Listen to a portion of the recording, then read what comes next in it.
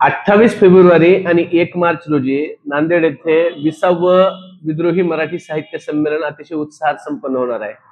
या संमेलनाच्या अध्यक्षपदी महाराष्ट्रातले ख्यातनाम विद्रोही कवी लोकनाथ यशवंत यांची सर्वानुमते निवड झालेली आहे. लोकनाथ यशवंत यांच्या या निवडीबद्दल त्यांचा नागरी सत्कार परभणी येथे विद्रोही सांस्कृतिक चळवळ परभणी आणि युगांधर फाउंडेशन यांच्या संयुक्त विद्यमाने दिनांक 16 फेब्रुवारी रोजी सायंकाळी 5 वाजता सावली विश्रामगृह या ठिकाणी आयोजित केलेला आहे.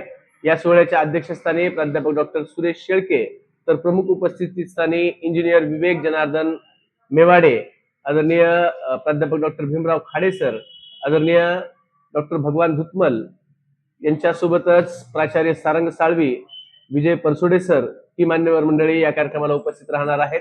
दुसऱ्या सत्रामध्ये आदरणीय एम भरणे साहेब यांच्या अध्यक्षतेखाली विद्रोही कवी संमेलन होणार आहे. त्याच्यामध्ये प्रेमानंद बनसोडे, भास्कर गायकवाड, संतोष नारायणकर यांच्यासह परभणीतील सगळी मान्यवर कवी मंडळी त्या याच्यामध्ये सहभागी होणार आहेत. या सोहळ्यासाठी सर्व परभणीकरांनी आवर्जून उपस्थित राहावं असं आव्हान मी निमंत्रक यशवंत मकरंद, संजीव आडागळे, सुनील ढवळे, प्रेमानंद बनसोडे, प्राचार्य डॉक्टर विठ्ठल घुले, एन.आय. काळे यांच्यासह आमची कार्यकारिणी मंडळ अशी आपल्याला विनंती करते की आपण या कार्यक्रमाला मोठ्या संख्येने उपस्थित राहावं. या कार्यक्रमाच्या यशस्वीतेसाठी परभणी जिल्हा विद्रोही सांस्कृतिक चळवळीचे अध्यक्ष डॉक्टर सुनील जाधव हे परिश्रम घेत आहेत.